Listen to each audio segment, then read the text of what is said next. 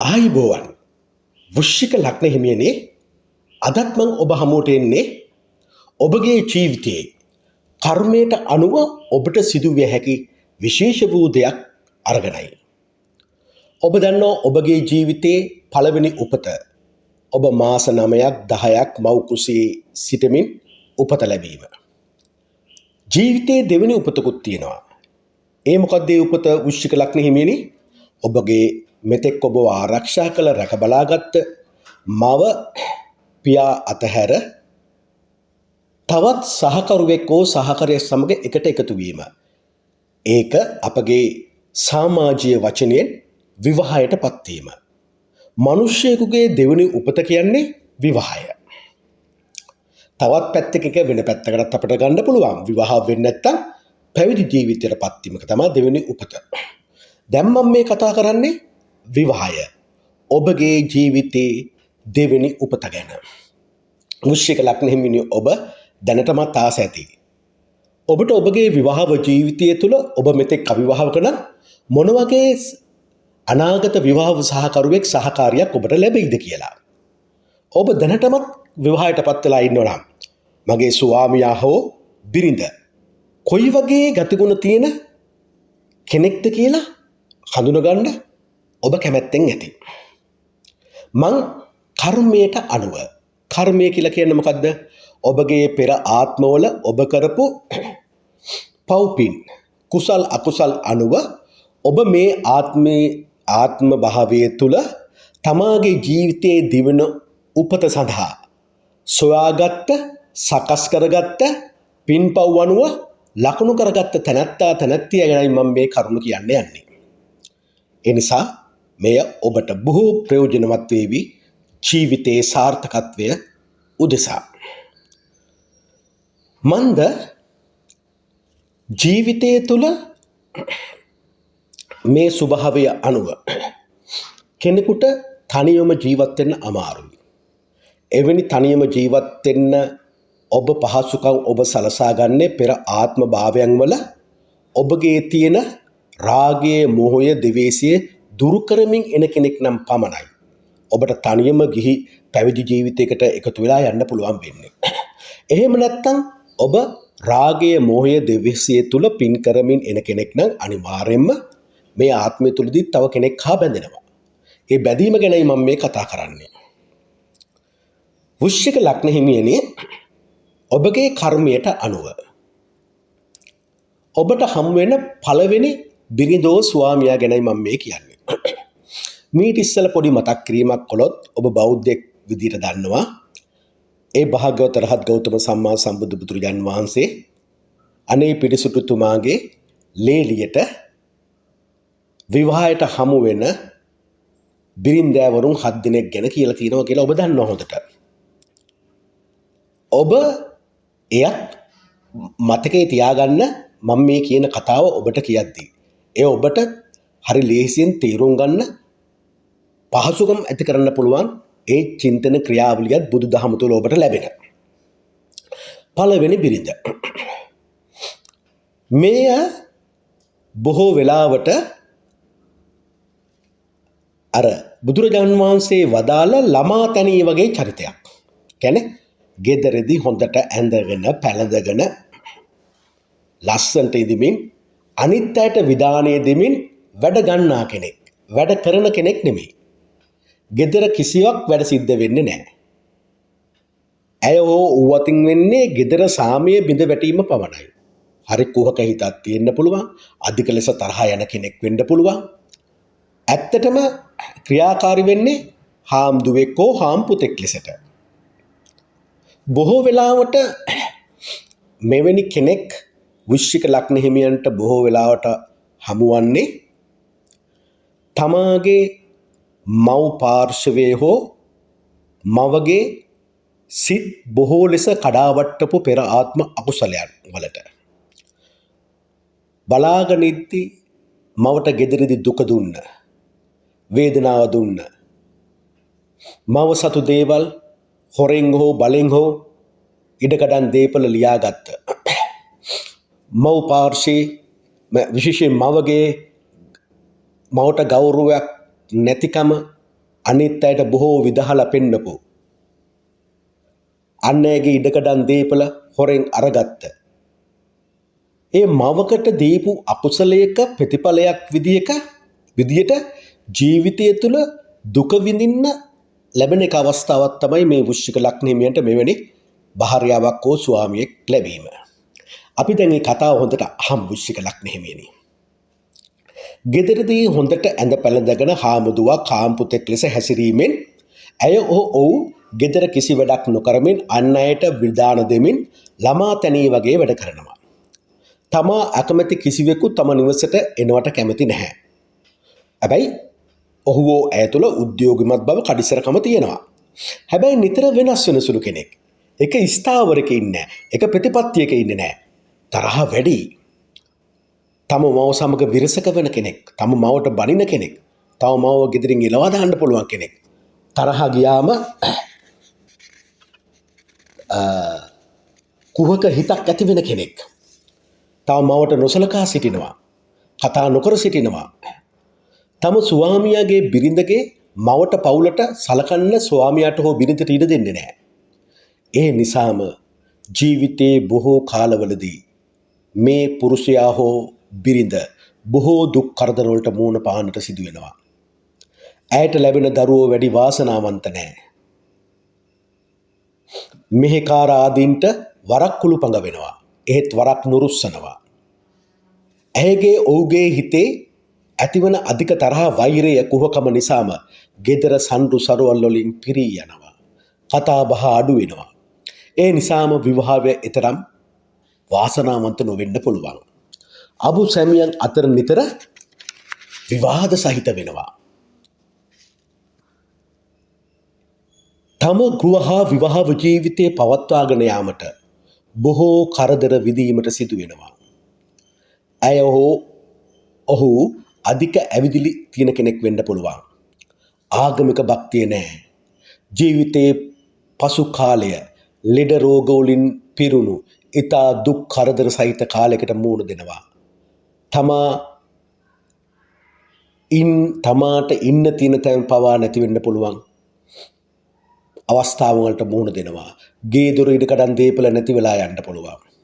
ගෙදර අමනුෂ්‍ය දෝෂ වලින් පිරී යන්න පුළුවන්. ගෙදර සන්තෝෂය නැති වෙන්න පුළුවන්. ගෙදර කරදර වලින් පිරී යන්න පුළුවන්. ගෙදර ලෙඩ්ඩු වැඩි වෙන්න පුළුවන්. ඉපදුණු රටේ ප්‍රදේශයේ මහත් අගෞරවයකට පත් වෙන අවස්ථාවකට මුහුණ පැන් සිදු වෙනවා. ජීවිතයේ අවසාන කාලය පපුව ආශ්‍රිතව කිසි කෙනෙක්ගේ උදව් උපකාර නැතුව තනිවම ජීවත් වෙන්න සිදු වෙනවා මේ බිරිඳට හෝ ස්වාමියාට. දැන් මම මේ කිව්වේ පළවෙනි බිරිඳ හෝ ස්වාමියා ගැන. දැන් ඔබ හිතලා බලන්න ඕනේ. විවාහයටපත් වෙලා නම් මං කොයි වගේ බිරිඳක්ද ස්වාමියෙක්ද කියලා. දැන් මං ඊළඟට යනවා ඔබගේ ජීවිතයේ ඔබට ලැබෙන දෙවෙනි බිරිඳ ගැන කතා කරන්න. මෙය බොහෝ විට වෘශ්චික ලග්න හිමියනි පාසල් සමයේ පටන් ගන්නා ආදරයක් තුළ ඇතිවෙන විවාහ වීමක් වෙන්න පුළුවන්. හැබැයි මේ අවස්ථාව සිදුවෙන්න තියෙන මෙවැනි පාසල් කාලයේ පටන් ගන්නා විවාහයක් පාසල් කාලයේ පටන් ගන්නා ආදරයක් විවාහය තුලින් කෙලවරන් තියෙන අවස්ථාව හරි විරලයි. ඒට හේතුව වෙන්නේ මේ ඔබට ලැබෙන බිරිඳට හෝ ස්වාමියාට හොඳ බුද්ධිමත් නුවණකම තිබ්බට තමන් දන්න දේ දක්ෂ ලෙස තව කෙනෙකුට කියා දෙන්න හැකියාවක් නැහැ. තමාලත් ඉගෙනීම නුවණ අත්දැකීම ඕනම දෙයකින් තමාට ඵල ප්‍රයෝජනයක් තමාගේ පවුලට ඵල ප්‍රයෝජනයක් ගන්නට නොහැකියාවක් තියෙනවා පෙර ආත්ම අකුසලය අනුව.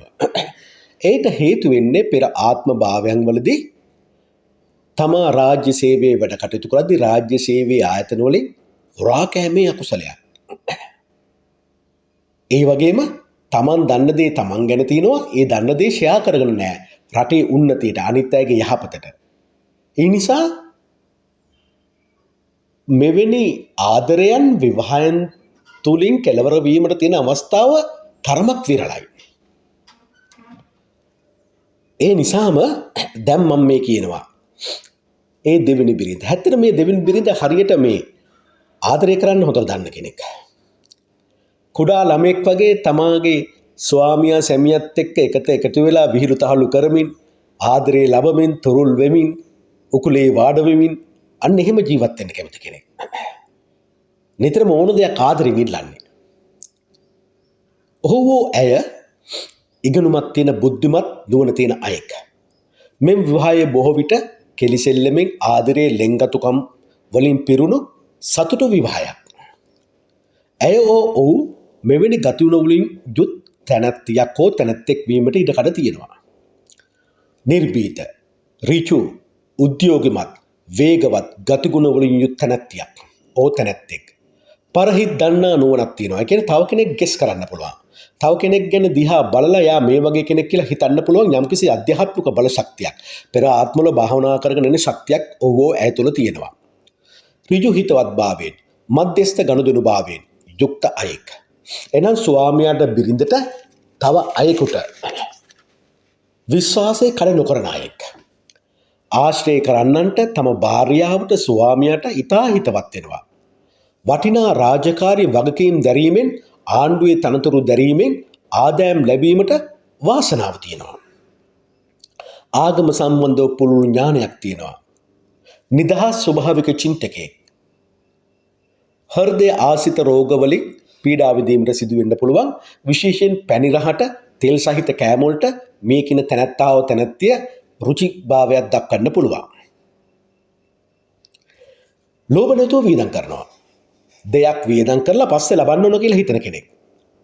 ආදරයට නිතර ආසාවක් නැති වෙනවා.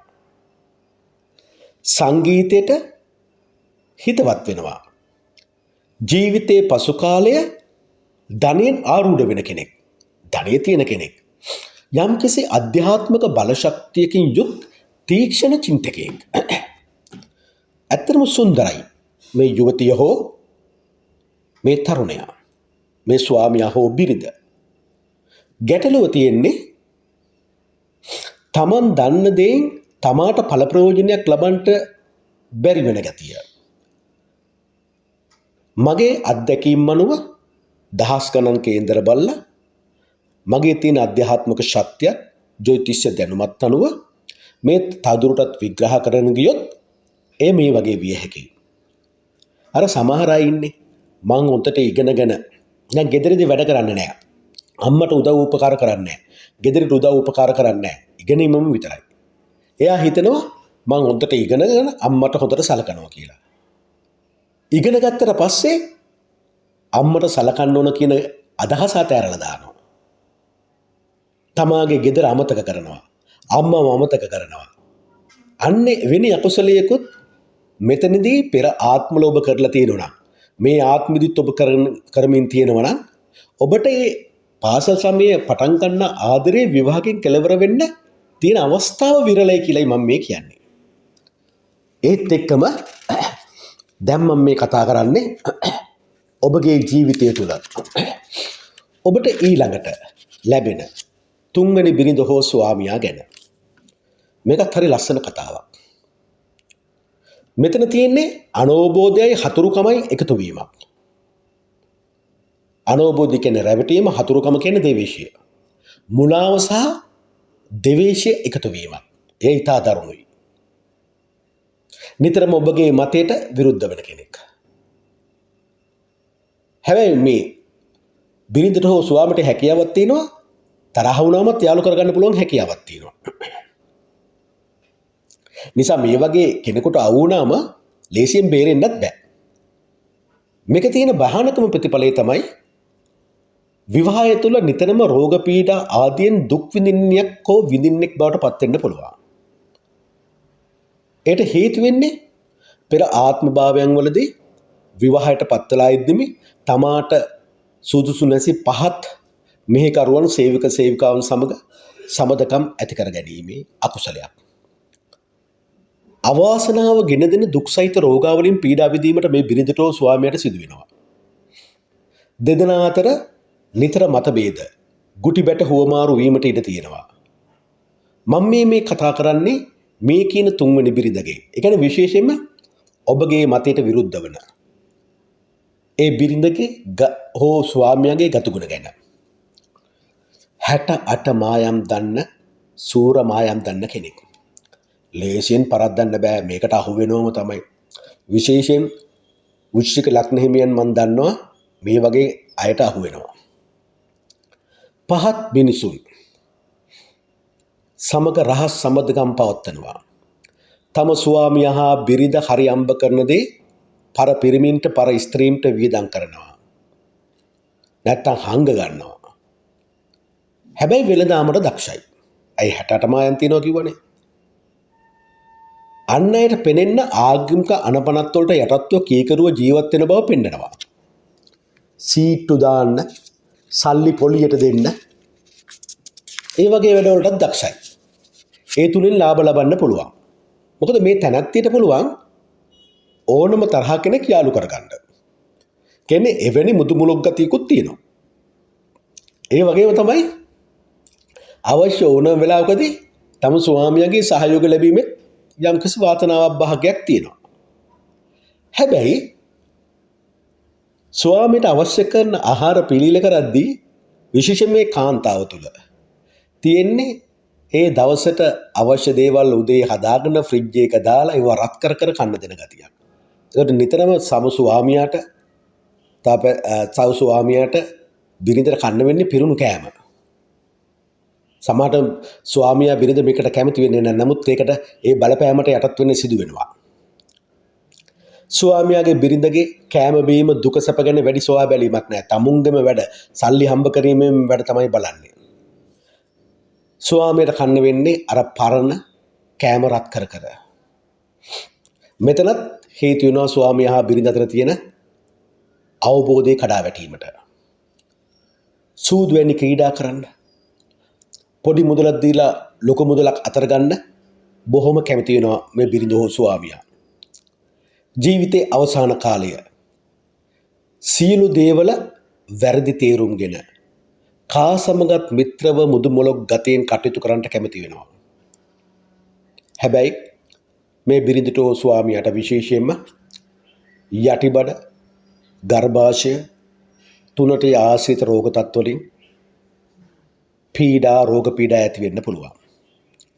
දුප්පත් නෑයෙන්ගෙන් නිතර කරදරට පත් වෙන. කියන්නේ දුප්පත් නෑයෝ තමාව හොයාගෙන එනවා. තමාගෙන් උදව් උපකාර ඉල්ල ගන්න. මේ තුන්වෙනි බිරිඳ. දැන් මම මේ කියන්නේ හතරවෙනි බිරිඳ. හෝ ස්වාමියා. මේ තමයි වෘශ්චික ලග්න හිමියෙකුට ලැබෙන තියෙන හොඳම බිරිඳ හෝ ස්වාමියා. හැබැයි මේ හොඳම බිරිඳ හෝ ස්වාමියා ලබන්න වෘශ්චික ලග්න හිමියන්ට ස්වභාවයෙන්ම කර්මයට අනුව තිබෙන වාසනාව 50%යි.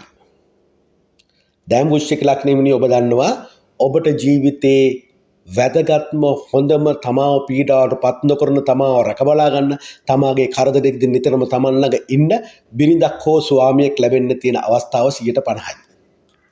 තව 50%ක්ම ඔබ වැරදි කෙනෙක්ගේ බිරිඳක් හෝ ස්වාමියෙක් වෙන්න තියෙන අවස්ථාව වැඩි.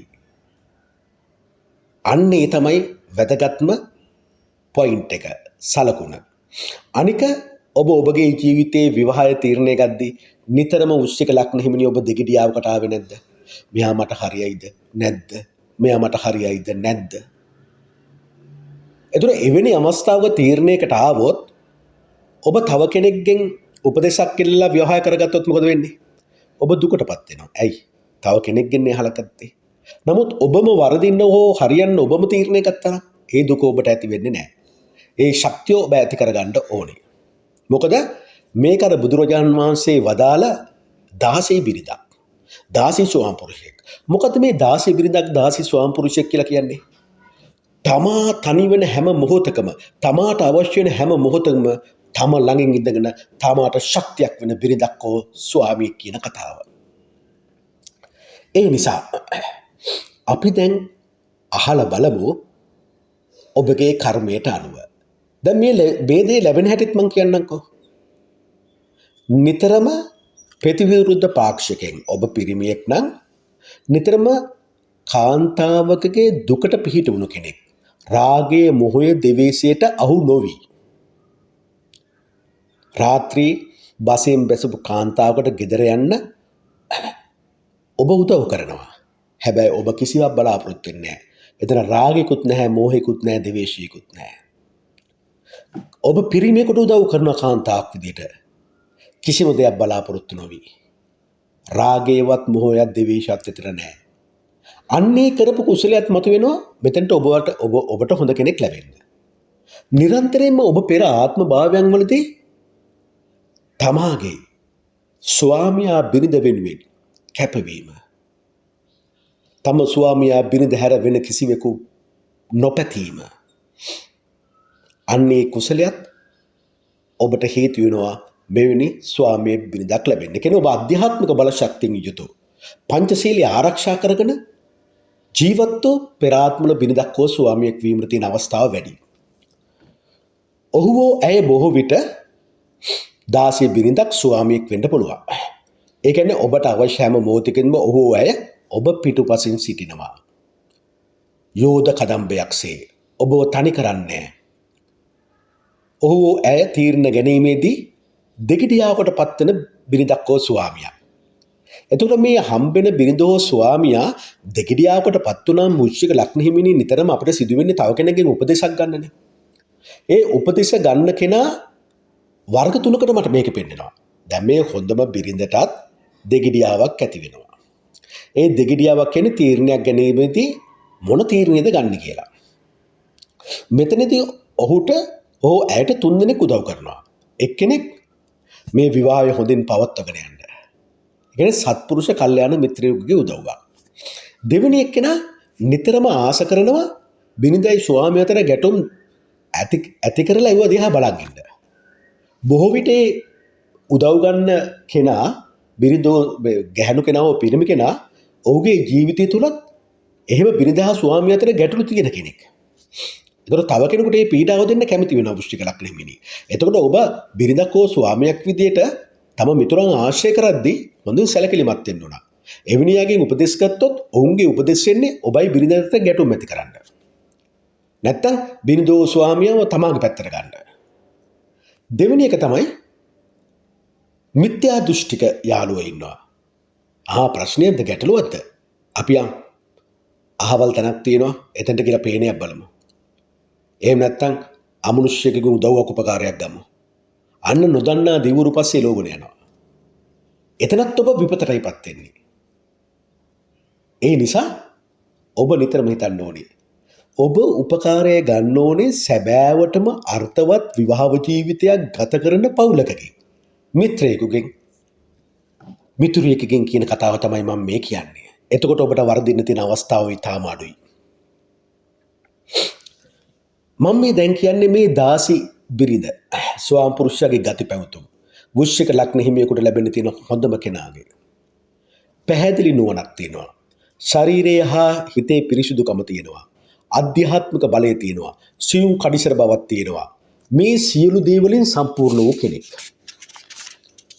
ආගමික ගතිගුණ වලින් හෝ න්‍යාය ධර්ම අතින් උසස් අය ආශ්‍රය කිරීමට ලැබෙන කෙනෙක්. දුප්පත් අයටද සැලකිල්ල දක්වන කෙනෙක්. කොටස්කාර වෙළඳ ව්‍යාපාර වලින් අනුයෝදා කරන වැඩ වලින් ලාභ ලබන්න පුළුවන් කෙනෙක්. නිතරම උසස් තත්වයක කටයුතු කිරීමට හැකියාව තියෙන කෙනෙක්. උසස් තත්වයක් ඇති කරගෙන ජීවත් වෙන්න පුළුවන් හැකියාව තියෙනවා. හැබැයි ඊට විරුද්ධ කාර්යයද ඇති වෙනවා. දිව්‍ය ඥානයේ බදු යම් දේ කලින් දැනෙන නෝනක් තියෙනවා. කියන්නේ ඉස්සරහට වෙන්න තියෙන දේ ඔබට දැනෙනවා කියන කතාව. විවාහ ජීවිතයට පිරිසිදුව තැන්පත්ව ගත කරන්න හොඳ අදිෂ්ඨානශීලී ගතියක් තියෙනවා. ඒවා එසේ මෙහෙම තිබුණත් ජීවිතේ වරින් වර මේ දාසී බිරිඳට ස්වාමියාට තම ස්වාමියාගේ හෝ බිරිඳගේ හෝ රැකියා හෝ ව්‍යාපාර අස්ථාවර තත්ත්වයන් මුල් කොටගෙන මුදල් අතින් අමාරුකම් වලට නම් පාන්න සිද්ධ වෙනවා අනිවාර්යෙන්ම. ඒකත් උරුම කරගෙනයි තමයි මේ බිරිඳ හෝ ස්වාමියා අනිවාර්යෙන්ම ඔබ ළඟට එන්නේ. සේවක සේවිකාවන් තමගේ යටතේ ඉන්න ගෙදර වැඩ කරන දුප්පත් අය පහත් අය විසින් තමාගේ බඩු මුට්ටු හෝ ධනය සොරාගෙන යෑමට පැන යාම් වලට ඉල්ලාගෙන නොදී සිටීමට එවැනි දේවල්ට මූණ පාන්න සිදුවන කෙනෙක්. දරුවන් වැඩි වාසනාවන්ත වෙන්න පුළුවන් කෙනෙක්. කියන්නේ තමාට ඉපදෙන දරුවෝ වාසනාවන්ත නැයිද? අම්මා හෝ තාත්තා ධර්මයට අනුව යන කෙනෙක්නේ. එතකොට පොඩි කාලේ ඉඳන් මේ ධර්මයේ පිළිබඳ අවකාශය ප්‍රතිපත්ති වටපිටාව දරුවන්ට ලැබෙන නිසා දරුවෝ වැඩි වාසනාවන්ත වෙනවා. දරුවොත් වැඩි වෙන්න පුළුවන් කියලා පෙන්නනවා. ඒ කියන්නේ ලැබෙන දරුවන් ඉතා තියුණු ඥානවන්තය වෙන්න පුළුවන්. මේ තනත්තිය හෝ තනත්තා නෑයින්ට බොහෝ හිතවත් වෙනවා. නෑයින් සමග කරුණාවෙන් යුක්තව සබඳකම් පවත්වන අය. නිතර තමා පාඩු ගැනීමට සතුටුයි. දැන් තමාගේ සර්වන්, තමාගේ සේවකයා සේවිකාව තමාට අයිති බඩුව කරා යනවා දකිනවා. නමුත් මොකුත් කියන්නේ නැහැ. නැති කමරනේ ඔය හරංගියදී. අන්න ඒ වගේ පාඩු ගන්න කැමති කෙනෙක්. දීමට ඉතා ආස කරන මොනාර දෙයක් එයාගෙන් එල්ලුවොත් දීලා දානවා එක. දෙන්න පුරුදුණු කෙනෙක්. මහජන සේවක කටයුතු වඩා ආසාවක් දක්වනවා. හැබැයි එකම වරදකට තියෙන්නේ ශරීරයේ උෂ්ණ ගතියක් තියෙන්න පුළුවන්. විශේෂයෙන්ම රාත්‍රිය තුල වතුර තිබහක් එන්න පුළුවන්. යෝනිය කොන්ද තුනට ආශ්‍රිතව හරියට ඩ්‍රයි කියන්නේ වේලිච්ච ගතියක් තියෙන නිසා මේ වගේ තැනැත්තෙක් හෝ තැනැත්තියක් හොඳට වතුර බොන්න ඕනේ. නැත්තම් ශරීරයේ උෂ්ණත්වය පිට වෙන්න ඕන. ඒක රෑෂස් විදියට හරි හැමේ දුර්වර්ණ මේවක් කියලා රක්ත වාතය ඇවිල්ලා ඒ වගේ. එහෙම නැති වුණොත් කොන්දට තුනටියට පීඩාවක් තියෙන තැනැත්තියක් හෝ තැනැත්තෙක් වීමට තියෙන ඉඩකඩ වැඩි. නමුත් මෙතනදී වඩාත්ම වැදගත් වෙන්නේ මේ විවාහය සාර්ථක කරගන්න ඔබට තියෙන ඉතුරු 150 ඔබ වැඩි කරගන්න ඕනේ. දෙදෙනා නින්දට යද්දී එකට නින්දට යන්න. එක්කෙනෙක් 9ට ඇවිල්ලා එක්කෙනෙක් 12ට ඇදට යන්න එපා. එකට නින්ද යන්න. ගෙදර වැඩ කටයුතු දෙදෙනාම එකතු වෙලා ඉවර කරලා එකට නින්දට යන්න. ස්වාමියා හෝ බිරිඳ ගෙදර ආපු ගමන් තම බිරිඳ ස්වාමියා හෝ හම්බෙලා කටයුතු සාකච්ඡා කරලා ඊළඟ වැඩ කටයුතු කරන්න. එහෙම නැත්තම්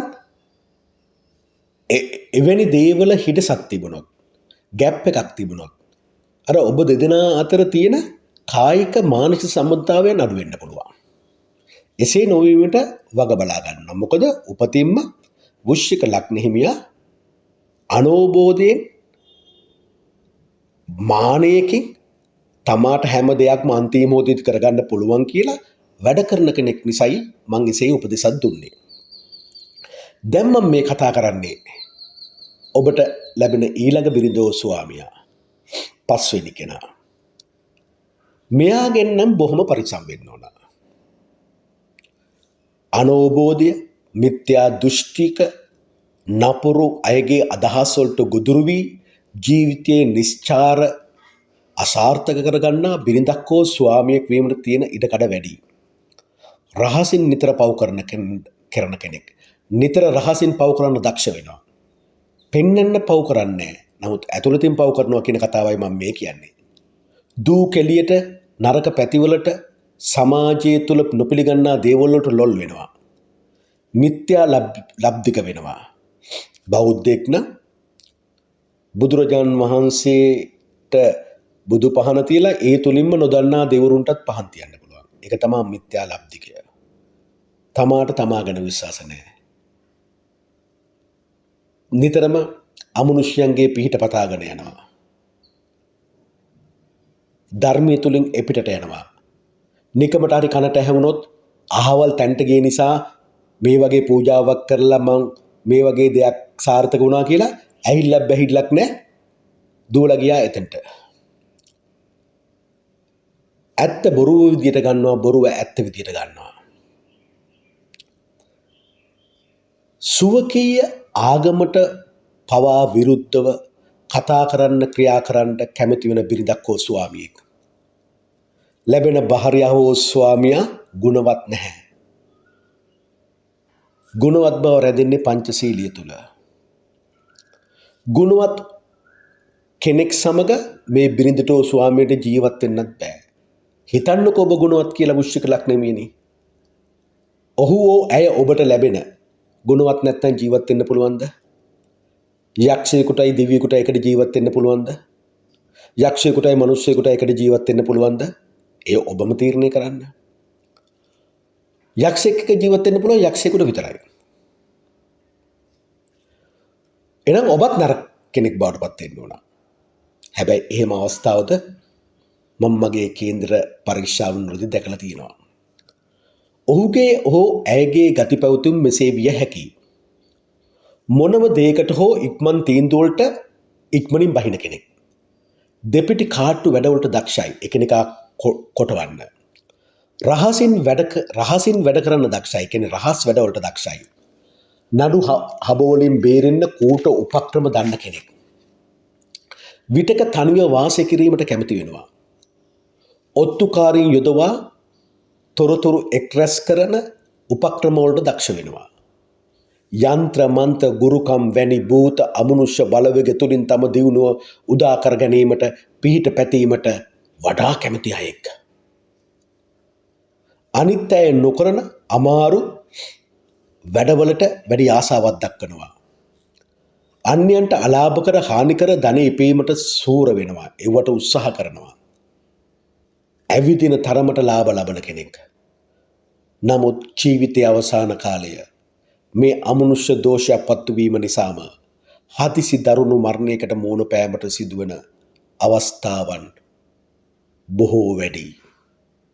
ඒ නිසා ඔබගේ ජීවිතය තුළ ඔබ බෞද්ධයෙක් විදියට ඔබ තම අනාගත බිරිඳ ස්වාමියා ගැන කල්පනා කරද්දී හමු වෙද්දී ඔහු ඇය ඔබට යෝජනා කළොත් අමනුෂ්‍ය බලවේගයේ තියෙන තැනකට ගිහිලා පිහිටපතපු පූජාවට්ටියක් තියමු කියලා ඔබ එතනින් මේ විවාහය අතාරින්න ඕනේ.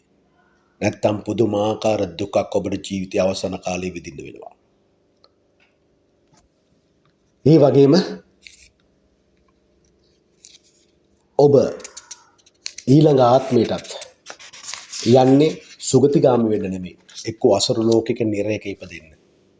ඇයි ආශ්‍රය කරන්නේ අමනුෂ්‍යෝනේ. ඒත් එක්කම දැන් මම මේ කතා කරන්නේ ඔබගේ ඊළඟ බිරිඳ හෝ ස්වාමියා ගැන. 6 වෙනි බිරිඳ හෝ ස්වාමියා ගැන. වෘශ්චික ලග්න හිමිනේ ඔබගේ කර්මයට අනුව. හදපත්ලින්ම ධර්මයේ ඇලුම් කරන කෙනෙක් නම් නොවේ. නමුත් අන් අයට පෙන්වන්න දක්ෂ වෙනවා මම හොඳ ආගමික භක්තිකමෙක් කියලා. මන්ද මෙවැනි අයට හරි ලේසියෙන්ම උගත් උසස් පූජ්‍ය පක්ෂයේ අය ආශ්‍රය කරන්න ලැබෙනවා. ඔවුන්ගේ ඇසුර ලැබෙනවා. එතකොට පිට ඉඳන් බලන් ඉන්න කෙනෙකුට මොහු ධර්මයේ තුල ජීවත් වෙන කෙනෙක් විදිහට තමයි ඔව්ව ඇයව ග්‍රහණය කරගන්න පුළුවන් වෙන්නේ. මේ බිරිඳ හෝ ස්වාමියා බොහෝ විට වඳ භාර්යාවක් හෝ වඳ ස්වාමියෙක් වෙන්න පුළුවන්. ඒ කියන්නේ දරුවෝ නැති අයෙක් වෙන්න පුළුවන්. නැත්තම් ලැබෙන දරුවන් අකාලේ මිය යන. එහෙම නැත්තම් අංග විකල රෝග තත්ත්වවලට පත් වුණු අය වෙන්න පුළුවන්.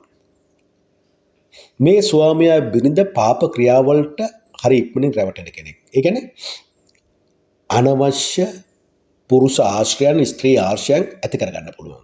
මොකද මේ ලැබෙන බිරිඳ හෝ කාන්තාව සාමාන්‍යයෙන් ප්‍රතිවිරුද්ධ ලිංගික පාර්ශ්වයන්ට බොහෝ ආකර්ෂණීය තැනත් එක්කෝ තැනැත්තියක් බවට පත් වෙනවා. ඒ නිසාම පර ස්ත්‍රීන්ට පර පිරිමින්ට රුචිය වැඩි වෙන කෙනෙක් විය හැකියි. මෙතන තමයි ඒ තින අවාසනාවන්තකම තියෙන්නේ. හැබැයි ඔබ අතරත් වරදක් කරලා තියෙනවා මේන් බේරෙන්න පුළුවන්. බුදුන් වදාළ ධර්මය අනුව ඔබ වරදේ අවබෝධ කරගෙන අද ඉඳන් මම ඒ කරන්නේ නැහැ කියලා ඔබට සහතිකයක් ස්වර්ණමාලි චෛත්‍යරජන් වහන්සේට ශ්‍රී මහා බෝධියට පොරොන්දු වෙන්න පුළුවන් නම් අඟුලි මහරහතන් වහන්සේ 999 දෙනෙක් මරලා එයින් ගැලවිලා ඉදිරියට ගියා වගේම අම්බපාලි ගණිකාව බවට පත් වෙලා ඒ සියලු වරදොල් වලින් නිදොස් වී රහත් බව ලබන්න තරම් පින්වත්කමක් තිබුණා නම් ඔබ හිතනවද ඔබට නැතිව ඇති කියලා ඒ පින්වත්කම? පෙර ආත්ම අකුසලයකින් මෙවැනි තත්ත්වයක් ඔබ තුළ ඇති වෙන්න පුළුවන්. නමුත් ඔබගේ පෙර ආත්ම භාවවල මීට වැඩිය හොඳ ගුණවත්කම් පිරූ කුසල් තියෙන්න පුළුවන්. ධර්මයට එකතු වෙන්න. ධර්මයේ පහස ලබන්න. මන්ද කර්මයට චැලෙන්ජ් කරන්න පුළුවන් වෙන්නේ. අභියෝග කරන්න පුළුවන් වෙන්නේ ධර්මය තුලින් පමණයි. අතින් පයින් චැලෙන්ජ් කරන්න බෑ. අන්න ඒ තුල ඔබට නිවැරදි මාර්ගය ඉබේටම හොයා ගන්න පුළුවන් වෙනවා. ඒකට තමයි කියන්නේ පංචශීලය ආරක්ෂා කරන කෙනෙක් බවට පත් වෙන්න කියලා. රාගය, මෝහය, ද්වේෂය ඇති වෙන්නේ අපි පංචශීලය ආරක්ෂා නොකර ගන්න තාක්කල්. පංචශීලය ආරක්ෂා කරනවා කියන්නේ අපි බොහෝ දුරට රාගය, මෝහය, ද්වේෂය පාලනය කරන අය බවට පත් වෙනවා. එතකොට අපි වැරද්දේ දෙන්න තියෙන අකුසලයන්ට අපව මෙහෙවන්න ඉඩ දෙන්න බෑ වෘශ්චික ලග්න හිමියනි.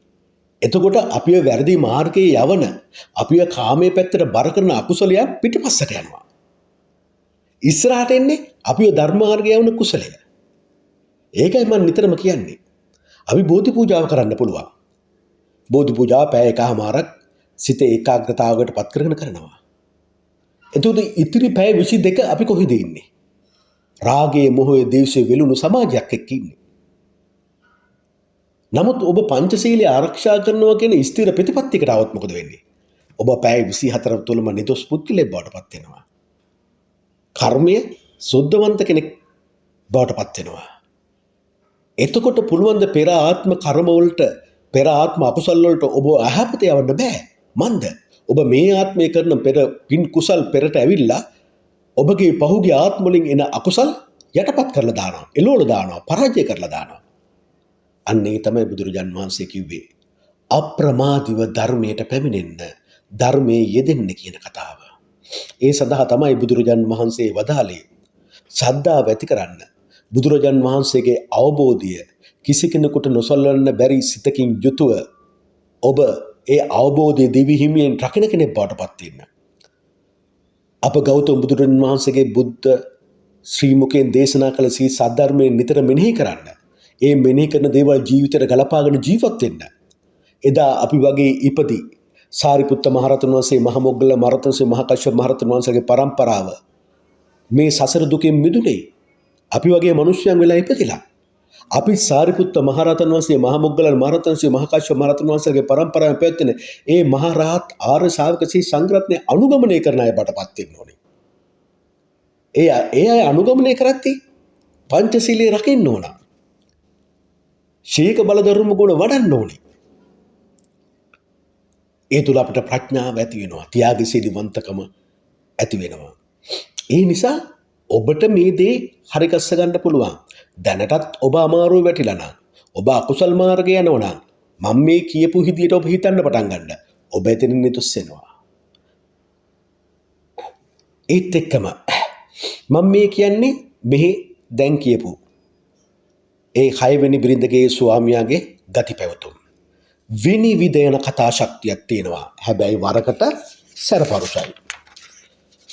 කර්මාන්ත වලින් වැඩි ලාභ ලබන්න ඉඩ කඩක් නැහැ. හැබැයි සියුම් වැඩවලට දක්ෂ වෙනවා. පිරිසිදු ගති ඇති උගත් අය සමග ආශ්‍රය කිරීමට වාසනාව තියෙනවා. හැබැයි ජීවිතේ වරින් වර විදීමට නුසුදුසු තමන්ට අයිති නැති අවනම්බු විඳින්න සිද්ධ වෙනවා. ඇවිදිලි අධික කෙනෙක් වෙන්න පුළුවන්, එක්කෝ එකම තැනක ඉඳගෙන වැඩ කරන කෙනෙක් වෙන්න පුළුවන්. විවාහය තුල එහෙම නැත්නම් වැඩිහිටියන් නිසා දේපොළ වැඩිපුර ලැබෙන කෙනෙක් වෙන්න පුළුවන්. තම නෑයින්ගේ දුකට පිහිට වෙන කෙනෙක්, ඒට ආස කරන කෙනෙක්.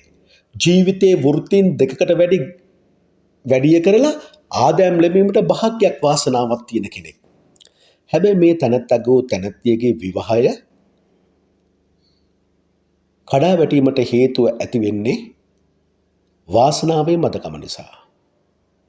එහෙනම් මෙවැනි අය මම මේ කියපු 6 වෙනි කාණ්ඩයට අයිති බිරිඳෝ ස්වාමියා අඩුම තරමින් වැරදි කාම සේවනයේදී මේ පාපෙන් වැළකුණා නම් ඔහු බොහොම සුද්ධවන්ත තැනැත්තෙක් හෝ තැනැත්තියක් බවට පත් වෙනවාමයි. දෙවියන්ගේ ආශිර්වාද ලද්ද තැනැත්තියක් හෝ තැනැත්තෙක් බවට පත් වෙනවා. දැන් මම මේ කතා කරන්නේ අවසාන 7 වෙනි ස්වාමියා හෝ භාර්යාව ගැන. මෙහිදී වැදගත් වෙන්නේ වෘශ්චික ලග්න හිමියා බලාපොරොත්තු වෙන්නේ ආරක්ෂාව, මඟ පෙන්වීම. තමට අවුහරණක් තියෙන්න ඕනේ. තමාට ඕන කරදරකින් ගලව ගන්න පුළුවන් ස්වාම පුරුෂ බිරිඳක් මට ලැබෙන්න ඕනේ.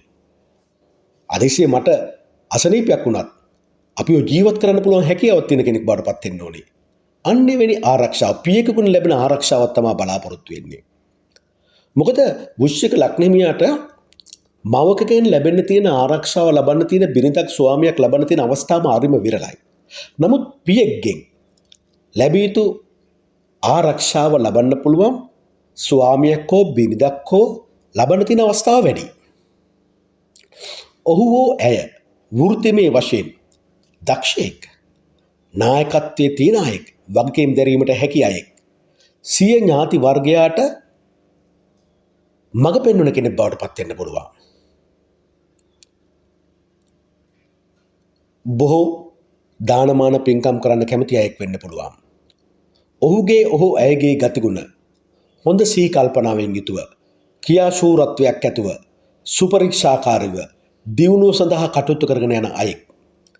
මිත්‍රයන්ගේ කරදරවලට මැදිහත් වෙන කෙනෙක්. සියුම් ලෙස වැඩපිළිවෙලක හතුරු පක්ෂයකින් තමාගේ වෘත්තීය මට්ටමට හානි සිදුවන අවස්ථාවල් තියෙන්න පුළුවන්. නිතරම වෘත්තීය මට්ටමින් ගෞරවය ඇති ප්‍රසිද්ධ වැඩක යෙදීමේ භාග්‍ය වාසනාව තියෙනවා.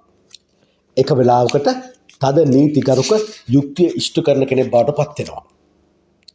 පිට රටවලින් හෝ පිට පළාත් වලින් තමන් කරන කියන දෑ මුල් කොටගෙන ආදායම් ලැබීමේ, ලාභ ලැබීමේ භාග්‍ය වාසනාව තියෙනවා. න්‍යායන් අතර ප්‍රකට බලවත් අයෙක් වෙන්න පුළුවන්. තරුණ වයසේදී මේ කියන ස්වාමියාට හෝ බිරිඳට නොගැලපෙන ප්‍රේම සම්බන්ධයක් නිසා කරදර පැටලෙලි ඇති වෙන්න තිබුණු අවස්ථාවක් ජීවිතය තුළ තියෙන්න පුළුවන්. නමුත් විවාහයෙන් පසු සියලු දේ යහපත් වෙනවා. දරුවන් Taman පම්මන්නමටම දියුණුවට පත් වෙනවා කියලා පෙන්වන්නේ නැහැ. හැබැයි මේ බිරිඳෝ ස්වාමියා ඥාණයෙන් අඩුලෝඩුකම් නැති අයෙක්. ඉගෙන ගත්තේ නැති වුණත් ඥාණයෙන් පුළුල් ඥානයක් තියෙන කෙනෙක්.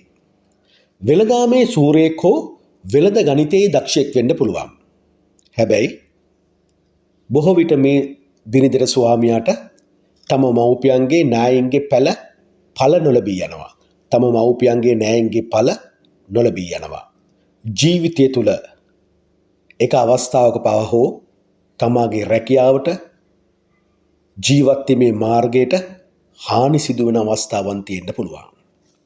මෙන්න මේ විදිහට තමයි වෘශ්චික ලග්න හිමියනි ඔබට ලැබෙන ස්වාමියා හා බිරිඳෑවරුන් ඔබගේ කර්මයට අනුව විස්තර කරලා දෙන්නේ. එතකොට මෙතන තියෙන ප්‍රධානම දේ තමයි වෘශ්චික ලග්න හිමියනි නිරන්තරයෙන්ම ඔබ ගන්න තීරණය අනෝබෝධයේ මත ගන්න තීරණයක් බවට පත් වුනොත් තමයි මේ විවාහය තුළ අකලංචි බොහෝ ඇති වෙන්න තියෙන්නේ.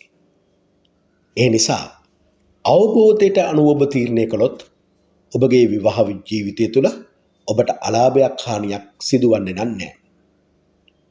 එහෙමනම් වෘශ්චික ලග්න හිමියනි ඔබ සැමට තෙරුවන් සරණයි. දෙවි පිහිටයි.